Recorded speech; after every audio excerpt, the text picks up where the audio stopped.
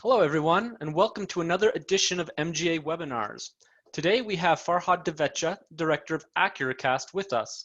Farhad has over 20 years of experience with businesses of all sizes. His specialties include digital strategy, search engine marketing, social media marketing, international business, e-commerce, mobile e-commerce, product marketing, and growth analytics. Today he'll be talking to us about the evolving sports news space and how to grow in it. If you have questions, don't hesitate to drop them in the Q&A area. Farhad is here to help you after all. Please take it away, Farhad. Thanks, Casey. Hello, everyone. Thanks for joining me on this lovely Thursday afternoon. I wanted to talk about the evolution of sports on mobile. It's been a really interesting few months for all of us. And I dare say the sports and travel industry have been most affected by COVID and the lockdowns. What has been interesting to see, though, is how certain sports brands have managed to, I won't say overcome, because that would be near impossible to overcome this virus when the best minds in medical science haven't been able to, but definitely they've been able to cope with and continue to engage fans, put content out there.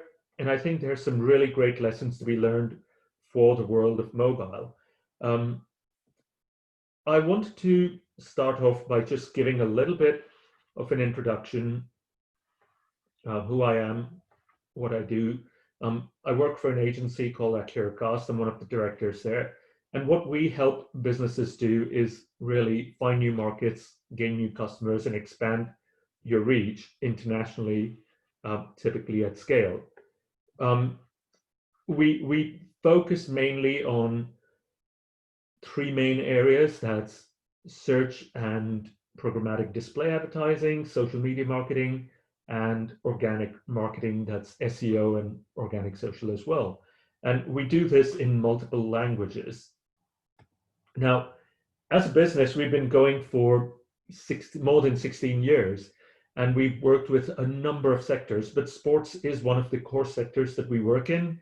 And, you know, some of the brands that we've helped and currently continue to help are the likes of UFC Ultimate Fighting Championship, the Association of Tennis Professionals, UEFA, some football clubs, cricket clubs, also sponsors that work with a number of sporting brands, and a lot of household names.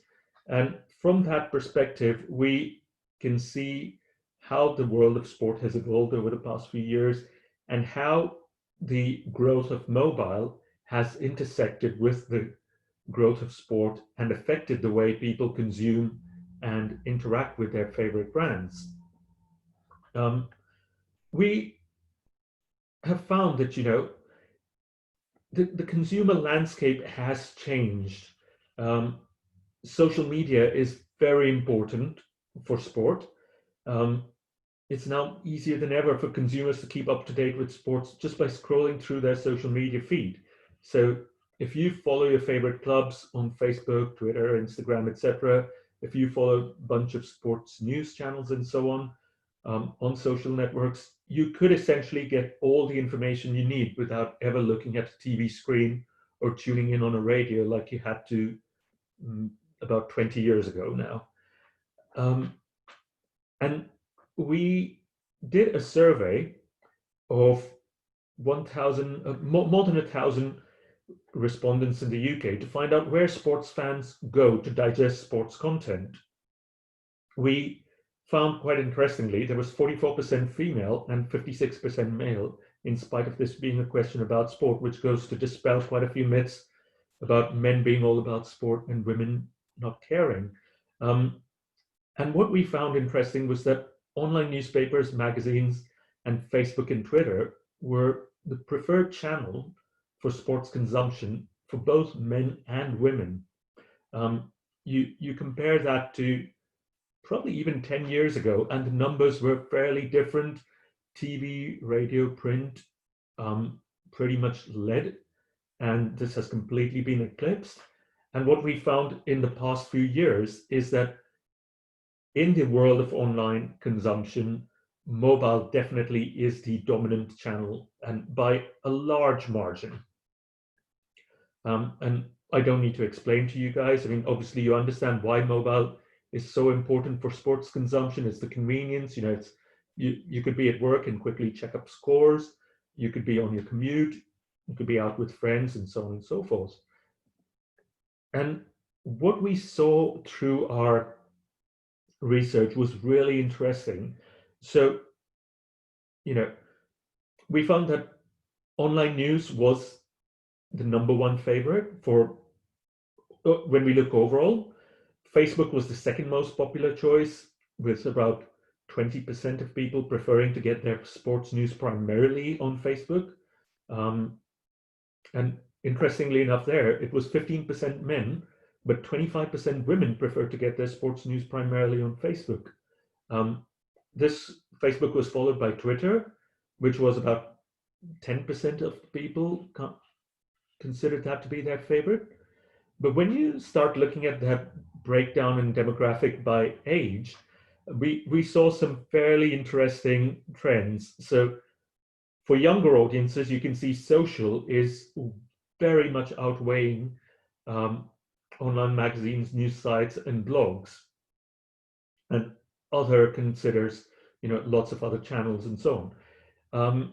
But as people grow older, social seems to become less and less important. So by the time you're 35, you still like to look at your traditional media outlets, but online. So you'd look at your sports, your BBC Sports, ESPN Sports, Guardian Sports, the Bleacher Report, and so on, more and more, and less of social media. And for people 55 plus, it's funny to see that online is still outweighing TV and radio and traditional media, but it's the online presence of those traditional channels that still outweighs social.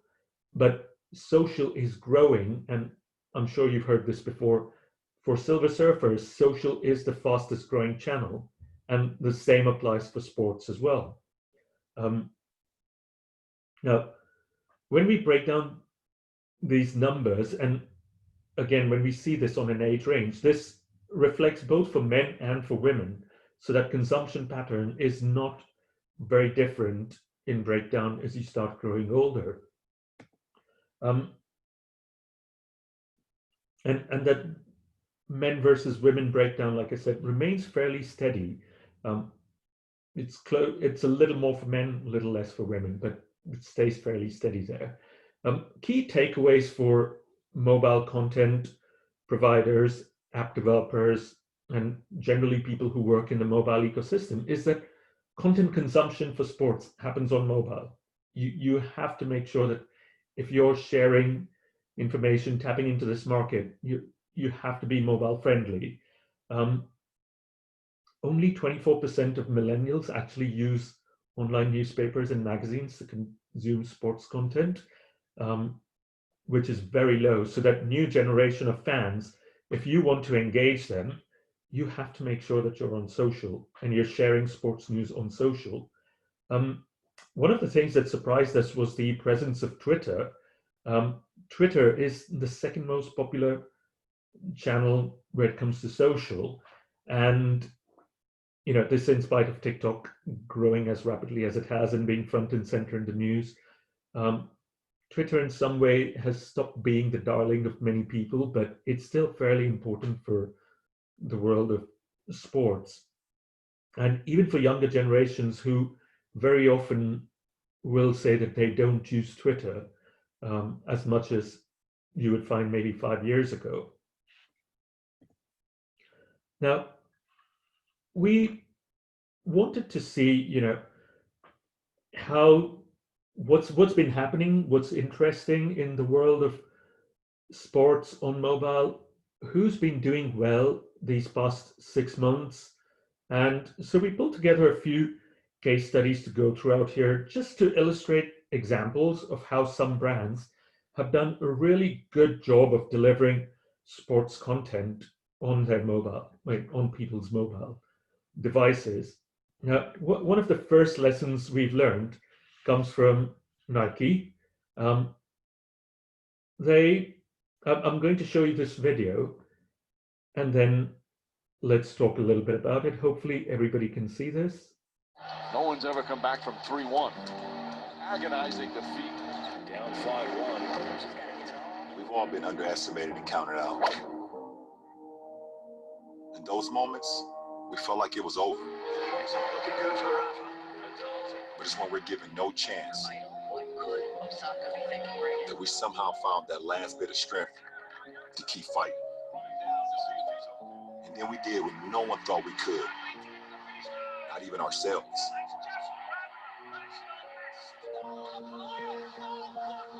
We came back from the impossible, from being broken.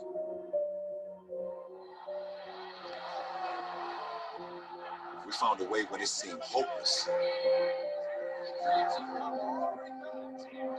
We came back when we should have been long forgotten. And we did it time and time again. Right now, we're fighting for something much bigger than a win, a championship. If we learned anything from sports, is that no matter how far down we may be, we are never too far down to come back.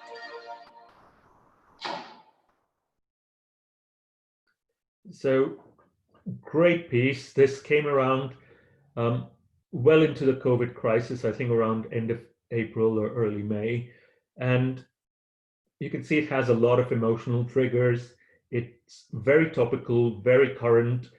And the main takeaway, and obviously not everybody has the budgets and reach and ability to get people like Ronaldo and the biggest names in sports, the Williams sisters and so on. But it doesn't mean that you cannot use influencers that are relevant to your business.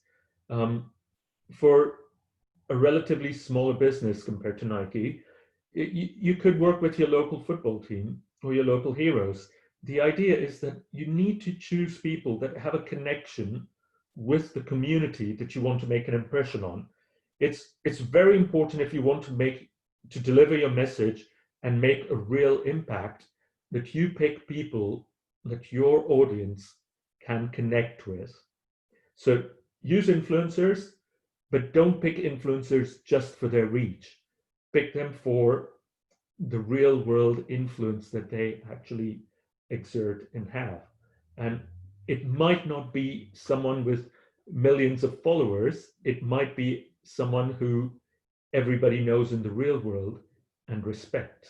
And just keep your eyes open for that.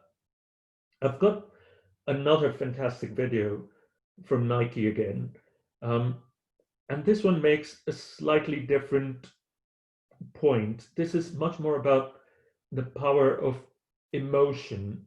So the first one is fairly emotional as well, because obviously, all of us were reeling in the midst of COVID and trying to figure out what was going to happen to our loved ones, parents, grandparents, etc., to our world, to business, to travel, to sport, everything. And this talked about, it was inspirational that you don't give up hope. This one is a bit more, it's not inspirational as much as emotional, but I think you'll see. Kobe taught us to be better. Don't cheat me. Push. Wake up every single day to get better today than you were yesterday. Whatever it takes. Better dreamer. Better waker. Better stretcher. Better walker. Better talker. Better walking the walk and talking the talk. Better blocker. Better sprinter. Better loser. Better winner. Just be better. Do the simple stuff right. Better form. Focus. Better friend. Better fighter. Better rider. Better eater. Better leader. Better generation. Better nation. Just be better. Can you do that? Let's go. Back at it. Better player. Better shooter. Better scorer. Better GOAT. Yep. Better coach. Better mentor. Better minor. Major. Mover. Shaker. Better skater, better artist, yeah, better teacher, better preacher, better believer, better first, better future, better hero, again, better hero, better mother, yeah, better father, better father, better father. So, and you can find this video online. It's had 33 million views. And the part which I really want to emphasize is, this is an emotional time. It continues to be an emotional time. We're heading into a second wave. No matter what your business is, people are open to still doing business. People are open to still consuming a lot of content and using their mobiles every single day for everything. And they want to be advertised to. They want to learn better ways they can do stuff. And they're open to engaging with businesses so long as businesses are sensitive to their emotional state and they understand what people are going through and empathize. So a feature-led sale will not go down as well as a sale that connects with people on a deeper level. And the businesses that do this right and can show that they empathize will be remembered, will be used now, but will be remembered also long after the pandemic goes away.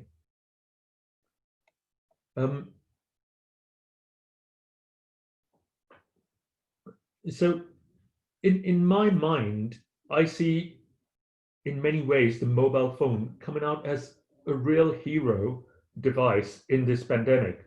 The technology on these devices, on our mobile phones, has allowed us to stay safe, whether it's through apps by the health service to track movements and spread of disease, or using contactless payment methods, which are now becoming very, very important for people going shopping, and so many other ways.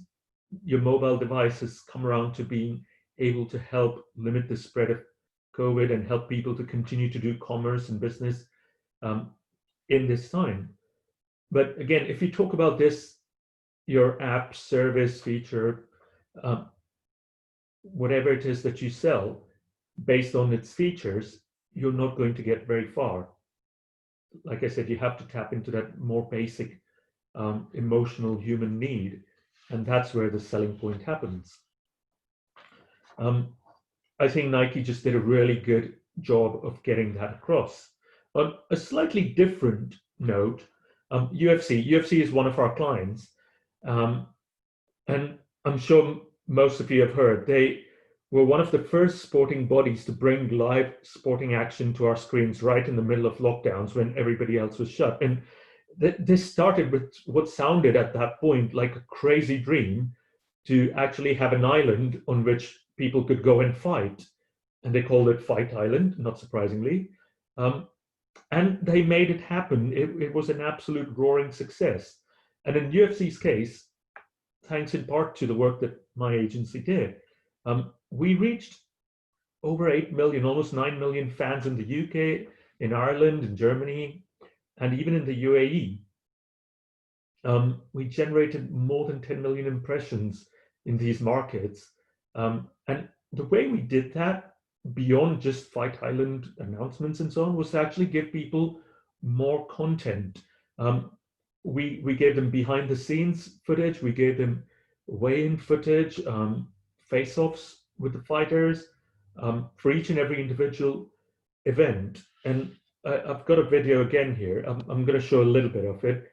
I want my chance to prove I am the champion. I will be waiting for Adesanya, the skinny claw Adesanya.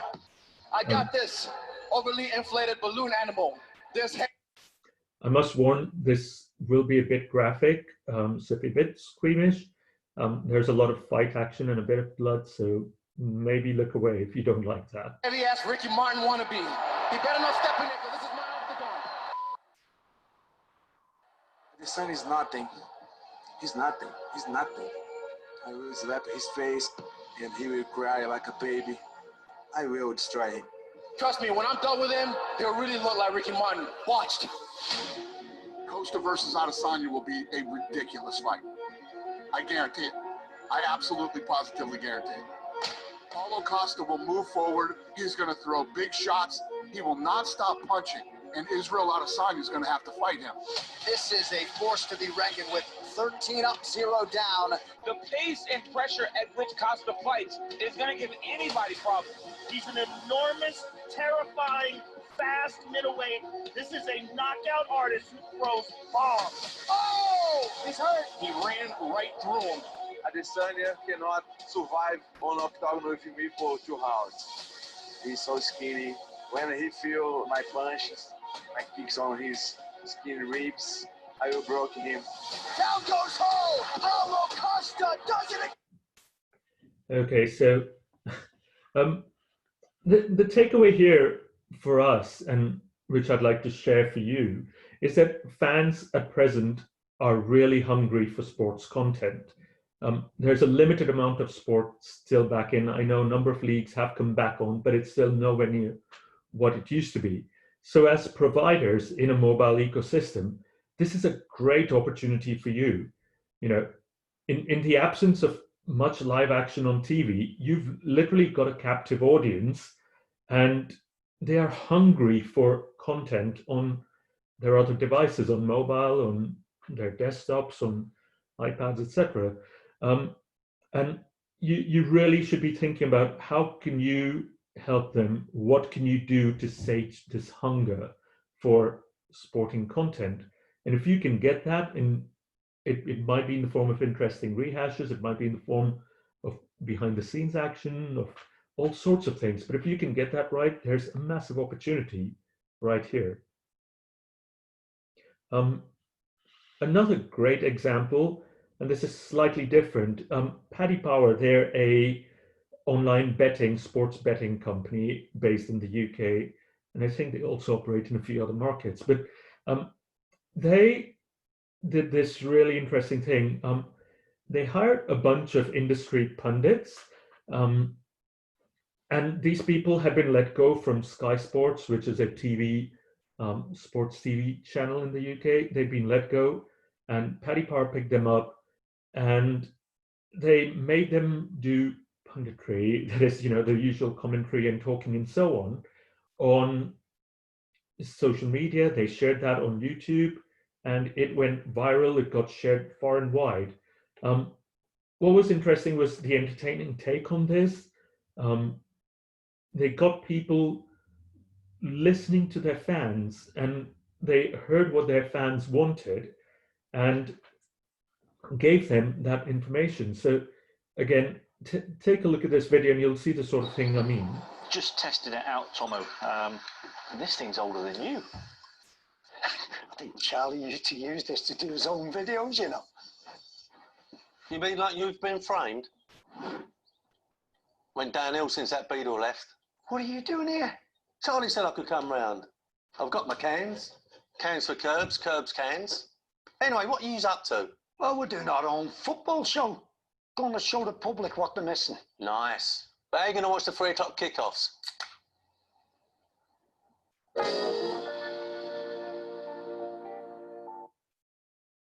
And what was also very interesting with this is, as you see this video, so this is a follow-up one, it's episode 2, they address the audience. So they're talking directly about social media, on social media, to an audience that's watching in a social fashion. I'm doing all right, Phil. Got my own clothesline now. You've got what? Well, I used to hang them on the trees, but this is much, much better. Quiet! Lads, as you know, we've got an interview. A chance to get back in the punditry game. Remember, we're looking for the 3 Qs. Quality, quips, and Qatar. Doha, lovely place that is. Ah, you can't beat a winter in Cornwall. Anyways, let's begin. The world is changing, lads, and we have to change with it. Hashtag Bebo, OnlyFans. One false move now as a pundit, and you are cancelled. I tried to cancel my Britannia Music Club membership once, but they insisted I made 2 more purchases. Class taking the now, are they? Hands up who's got 500,000 Twitter followers. Okay, Tiz, you're the boss. Teach us. Okay, we're going to finish off with a TikTok tutorial.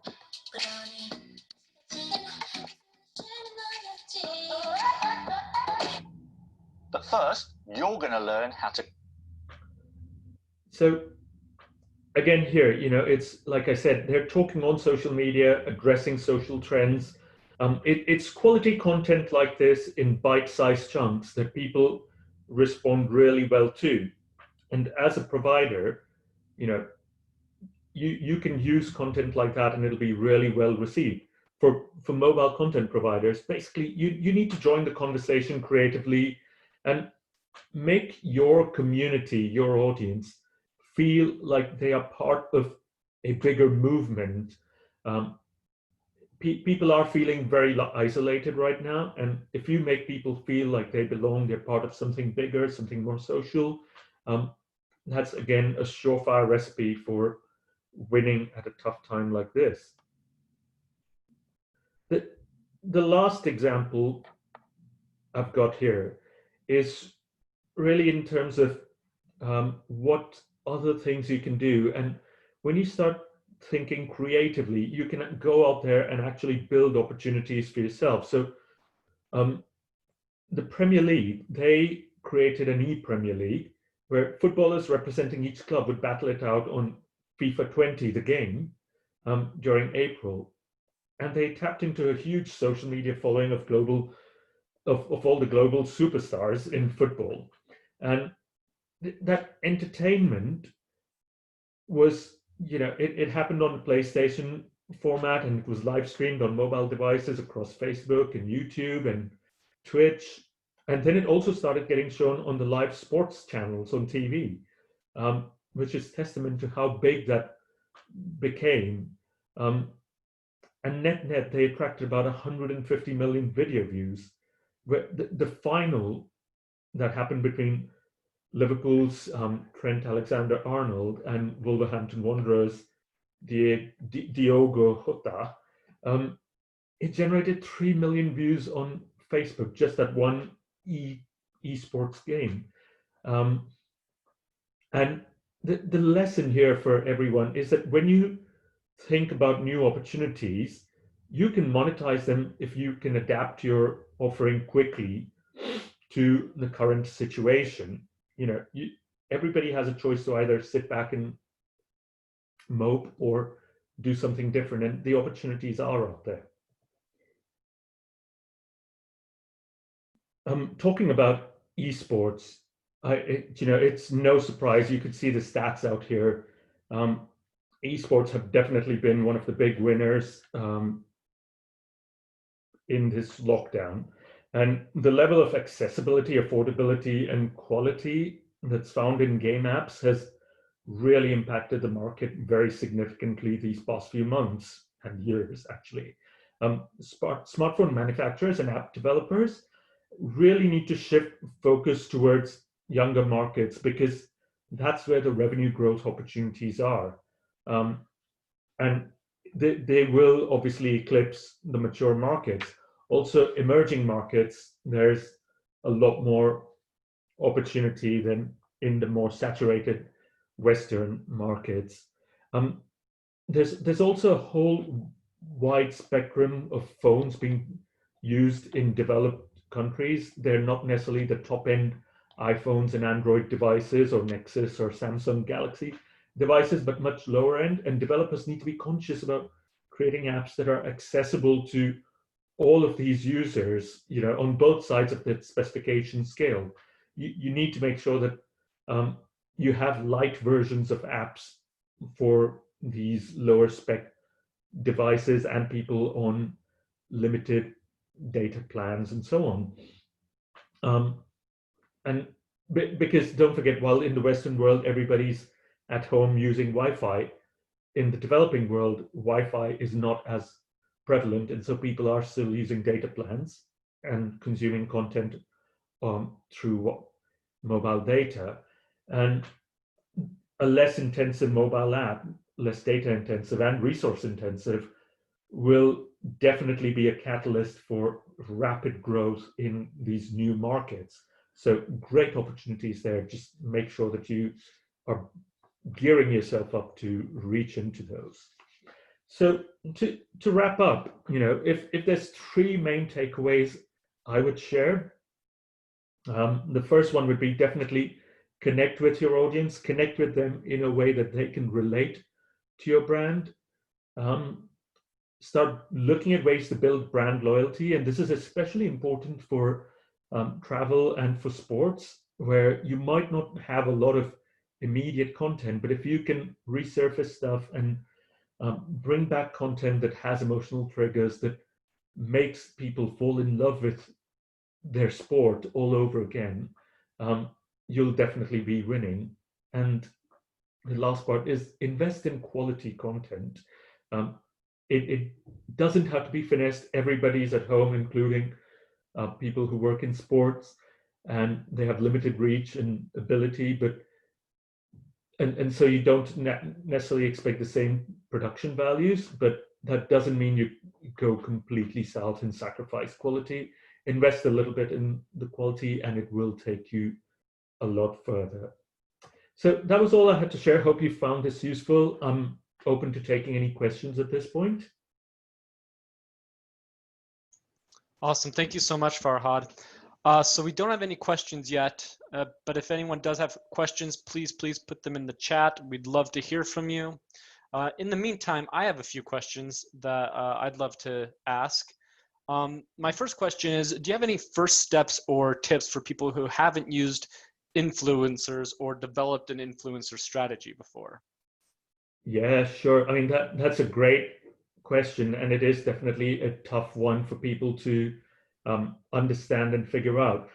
With influencers, like I said, identify people in your audience whom your audience, so people either within your audience or in your community whom your audience can relate to. So don't go after, don't look on Instagram, Twitter, Facebook, or TikTok and so on with who's got the biggest number of followers, because you're likely to spend a lot of money and not get much out of it. Instead, look within your follower base, identify people who do have a decent following. And by decent, I mean it can be tens of thousands, doesn't even have to be hundreds of thousands. Those micro influencers, if some of them have a powerful voice in the community, can make a huge difference to your app or service compared to what somebody who has millions of followers but does not actually exert influence. So I would start with that. That's usually a good initial jumping point. And in general, would you just directly message these people on their social media platforms? Would you look at websites and maybe see if they have like a PR arm or something? What's generally, in your experience, maybe the most successful way to make a contact? So it varies based on the level of influence. Usually people with less than 50K won't have an agency representing them, and you're best off just reaching out to them directly on that social network where they have a good following. You will find more success if you have a personal approach with these people, and be transparent, be upfront with what you're asking them to do. Don't try and be cagey or funny, because even at 10,000 followers, some of these people will be getting a lot of messages, and they need to sift through who's wasting their time, who's just being weird or a stalker, and who's a genuine brand looking for genuine collaboration. So be upfront, be honest about what you're looking for, and see if there's chemistry. Do it just the same way as you would in the real world. Reach out to people, figure out, is there chemistry? Is this the sort of person I want talking about my brand? And if it is, then yeah, take it from there. For the larger influencers, the ones with more than 50 to 100K followers, you will find some of them have representation from agencies.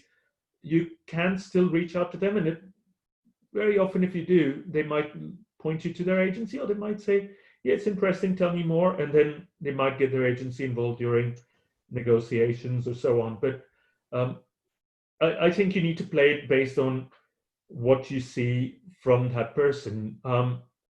with the very, very large ones, very often they will have representation. So you're quite unlikely to even get a response if you message them directly. And if you do want to work with very influential people at the top end of that influencer marketing scale, then you should be going straight through to their agents and forming that relationship that way. Awesome, thank you. Just a reminder to everyone, we do have Q&A open, and Farhad is here for you, so please feel free to ask any questions you may have. I have another question myself, shifting from influencers to esports in kind of the same vein. Do you have advice for how people can get started in the esports sector?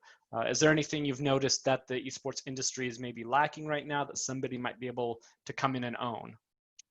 Are you talking in terms of from the mobile ecosystem, as in not people who want to start an esports league, but actually people who want to monetize that move towards esports? Honestly, either or both. I'd love to hear perspectives on both. Yeah, in terms of esports leagues, starting them and getting into them, it's very wide open. I think there's a lot of big, growing, emerging big names like Veloce and a number of other esports leagues. There's Extreme E. Just last week, I was on a seminar where we saw there was a league coming out for e-scooters, which I thought was amazing as well. So that is fairly open. And I think when you're looking at traditional, well, not traditional, but modern video gaming and forming a league out there, you're probably better off finding existing big leagues that you can join, work your way through that and build it up from there. In terms of monetizing it, I think there's so much innovation happening.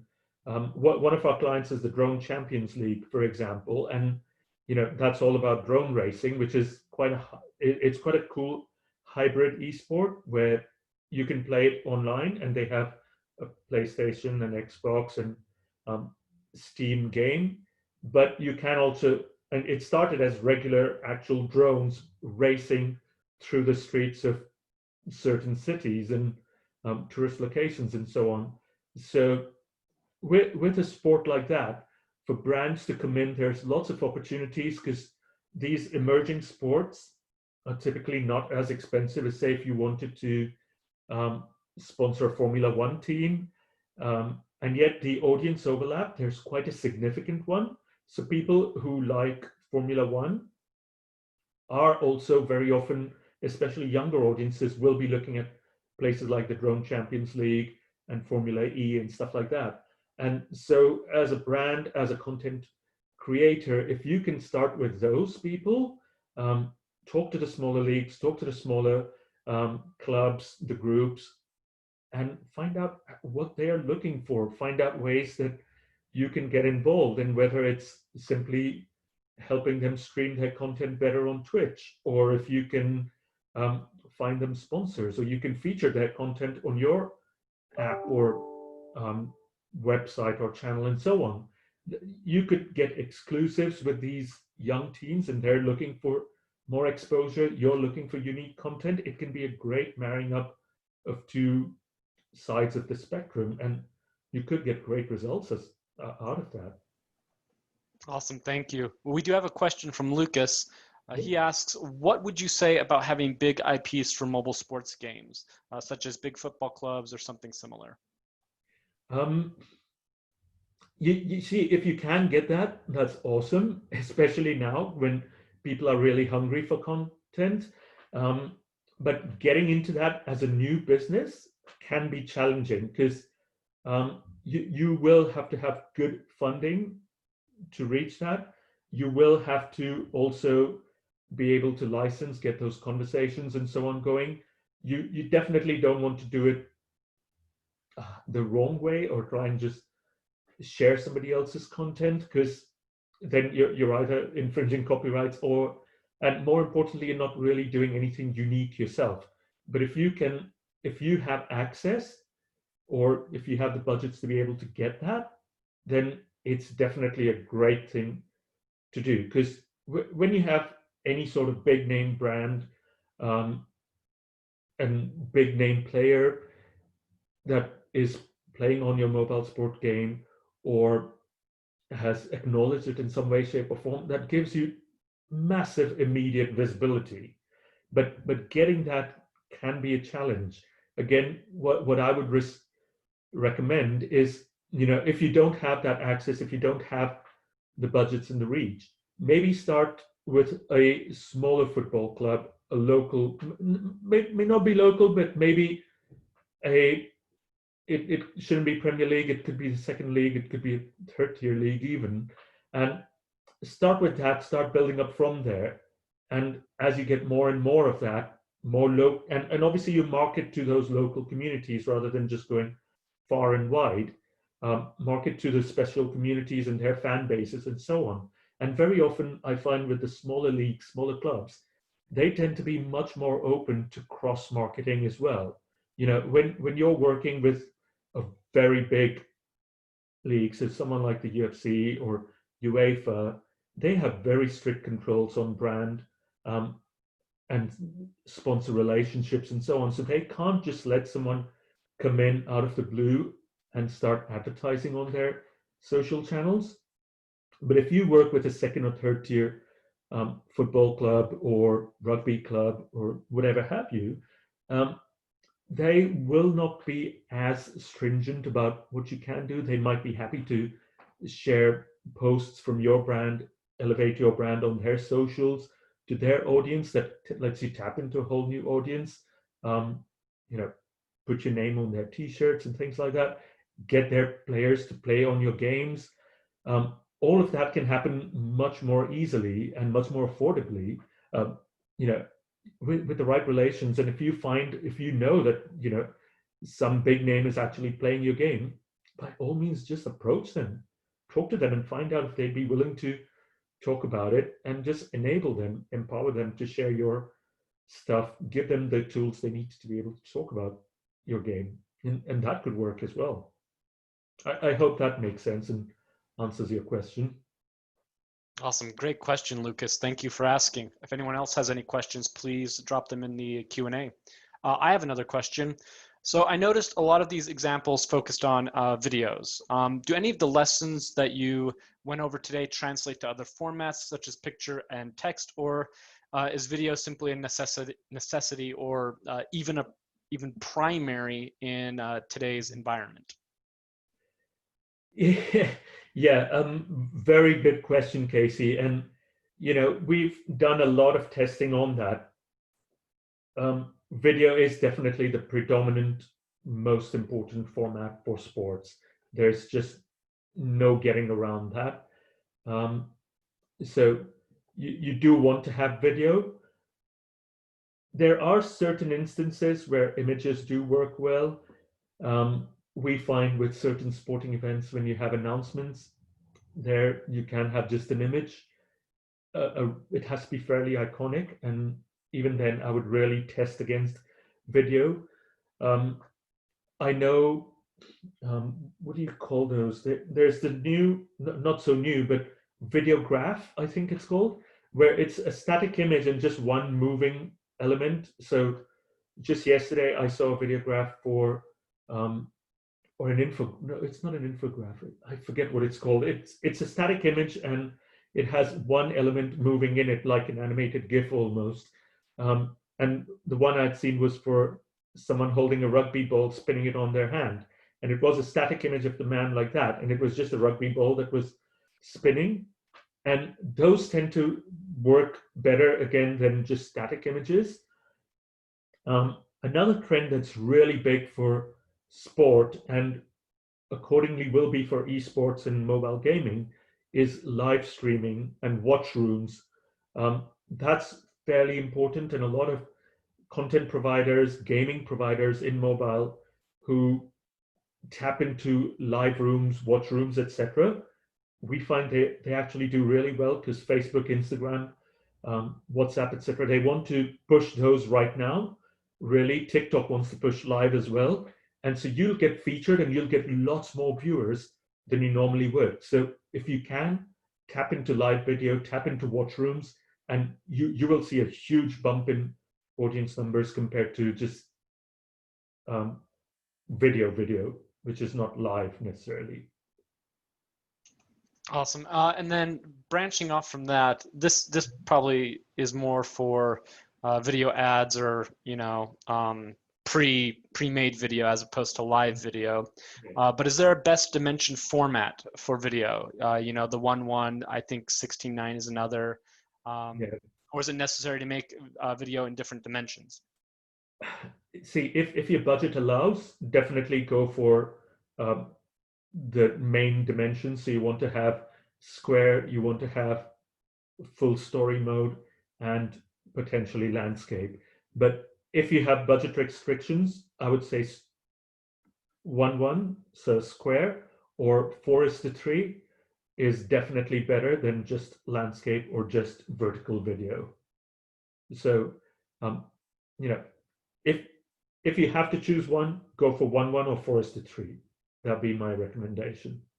But otherwise, try and get more in there, because obviously stories is where a lot of action happens. TikTok also is all vertical. So on social, getting vertical video is quite important. But then on other social networks, it's much more square and horizontal. So you need to be able to be fairly flexible. Awesome, thank you. And then going back to the UFC stuff, you mentioned behind the scenes, building behind the scenes content, things of that nature.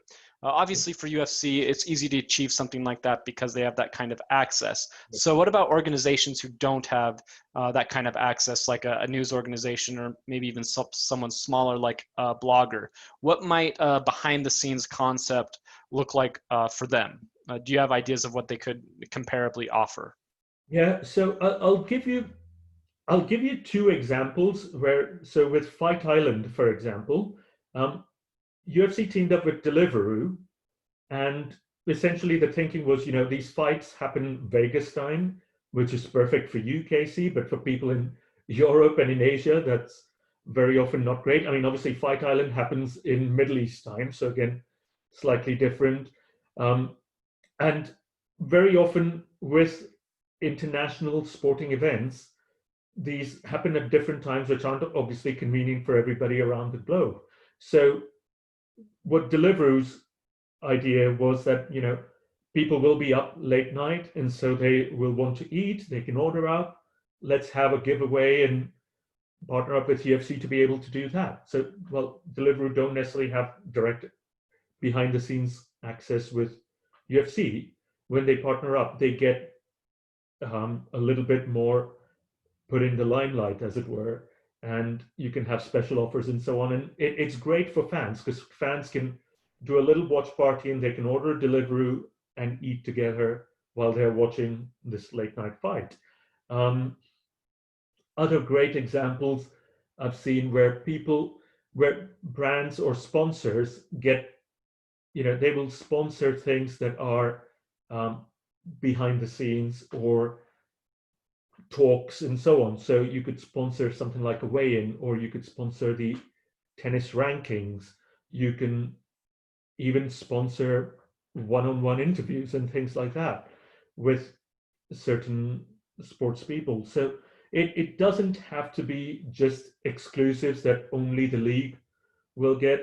I want to give the funny example of, you have locker room TikTok videos. Now, obviously, not all brands are going to get access to a big sporting league's locker rooms for various reasons. But if you can think of other ways that you can get these sportsmen and women and organizations to be able to collaborate with you, and you sponsor that, and it's innovative and they think it's fun, you actually will be surprised how receptive people can be to such things. Awesome. We have time for maybe just a few more questions. So if anyone has any questions, please drop them in the chat, in the Q&A now. And then I have one more question myself. This is more a point of curiosity regarding your survey, where you looked into, social media versus online magazines and whatnot. Do you know if people on social media, are they using social media to, they're still kind of following these news organizations, or are they just like completely bypassing online, news and these outlets altogether, and instead focusing more on the like sports figures or the leagues or something of that nature? Yeah, that's a great question, and it varies by demographics. So the younger audiences, they exclusively use social media. Like what we found was about 24%, and the survey was multiple choice, so you could take more than one. 20 to 24% only of people between 18 to 24 chose anything other than social. So three-quarters, I'm sorry, yeah, three-quarters of your overall youth audience is not looking at you if you're on anything that's not social, where it comes to sports consumption, sports content consumption. On the flip side, as you go older and older, it's 50-50. And definitely people over 35 will not exclusively use social. They tend to use more than one channel, and they'll use traditional channels online more so than just social media. But I see that changing. It is definitely an upward trend for more and more. You know, even these older audiences, very often, we didn't ask this in our survey, but in other previous surveys, we have seen that people talk about seeing their news first on social and then switching over to online channels. And that's just going to get more and more as it happens. And as social networks start getting better at being able to flag what's fake news versus reliable news, people will trust them more. However, if social networks aren't able to do that, people will continue to need to go onto online news channels to just be able to verify that this is actually something they can trust and believe. Awesome, thank you. And those are all the questions I have. I don't see any other questions in the Q&A. So I just want to thank you so much for taking the time to speak to us today. Is there a place where people can contact you for follow-up? What's your email address, your Twitter handle? Yeah, you can just tweet us, so that's at AccuraCast. You can also find me on LinkedIn and message me on there. We're also on Facebook, so again, search for AccuraCast on Facebook, and you can reach us through, I think, Facebook as well as WhatsApp now on our Awesome. Facebook page. So by all means, you know, if you have any other questions or want to find out more, please do get in touch. And Awesome. Casey, it's been great talking to you. Thanks for organizing this. Thank you. And for those who tuned in halfway or towards the end, we will have this available on YouTube later today. Thank you so much, everyone, and have a wonderful day. Thanks.